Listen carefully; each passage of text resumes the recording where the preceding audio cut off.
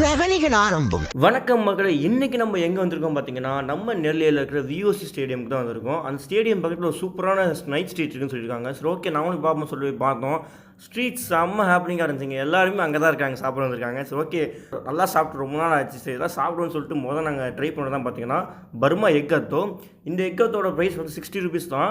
இந்த எக் அத்தோ நானும் சாப்பிட்டு பார்த்து உண்மையிலே சூப்பர் சக்கத்தாக இருந்துச்சுங்க. தரமாக இருந்துச்சுன்னு சொல்லலாம் உண்மையிலே. ஏன்னா எக்கை வந்து மேலே உடச்சி ஊற்றி கொடுத்தாங்க. உண்மையிலே சூப்பராக இருந்துச்சு.